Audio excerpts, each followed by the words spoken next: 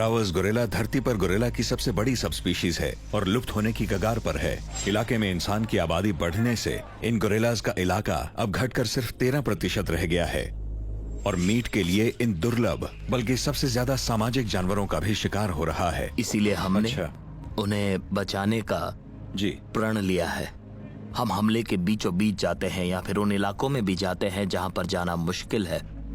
हम हर जगह जाते हैं। ये सब रेंजर्स बहुत ज्यादा साहसी हैं और हम इसी तरह अपनी जी जान लगाते रहेंगे ताकि आने वाले पीढ़ी भी उस खूबसूरती को देख सके जो ऊपर वाले ने इस बाग को नवाजी है, उसे और खूबसूरत बनाया है और हम इसके बहुत शुक्रगुजार हैं। अब मैं चाहता हूँ आप मेरे साथ चलो और मैं आपको इस पार्क की पेशकीमती चीज दिखाऊंगा, यहाँ के गोरिल्लाज जो हमारे साथ रहते हैं। बिल्कुल, मुझे देखना है। आइए चलते हैं। मैंने एंटी पोचिंग यूनिट तो देख लिया। मैंने देखा कि पार्क की रक्षा में कितनी मेहनत लगती है। अब ये मुझे दिखाना चाहते हैं कि ये इसकी रक्षा में इतनी मेहनत क्यों करते हैं।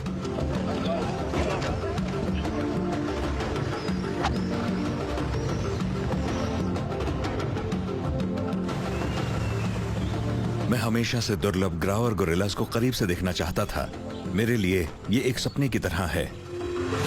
तो हम जंगल में वापस जाने की तैयारी कर रहे हैं और मुझसे कहा गया है कि हमें काफी चलना पड़ेगा। मुझसे रहा नहीं जा रहा है। हम यही तो देखने आए थे यहाँ। पूरे अफ्रीका में 77% जंगली गोरिल्लाज महज पिछले 2 दशक में ही साफ हो गए हैं। अब गोरिल्ला की किसी भी सब स्पीशीज को जंगल में ढूंढ पाना मुश्किल हो गया है। दुर्लभ स्पीशीज तो दूर की बात है। क्या कमाल का माहौल है। यकीन नहीं होता हम लोग काउसीबिएगा नेशनल पार्क में हैं और गोरिल्लाज को ट्रैक कर रहे हैं। इतने साल अफ्रीका में रहने के बावजूद मैंने अपनी आंखों से ग्रावर्स गोरिल्ला कभी नहीं देखे। ये धरती की इकलौती जगह है जहां ये गोरिल्लाज पाए जाते हैं और वो भी 7000 फुट या उससे ऊपर के इलाके में। हम लोग पिछले 1.5 घंटे से बस चले ही जा रहे हैं। यहाँ गर्मी और उमस ज्यादा है, ऊपर से चढ़ान है। अचानक हमें क्रश्ड बैम्बू दिखाई दिए जो गोरिल्लाज सबसे ज्यादा खाते हैं। ये गोरिल्ला ने ही खाया होगा। गोरिल्ला? हाँ। ये हमारे पहले संकेत हैं कि एक झुंड नजदीक है। अब हम लोग करीब हैं।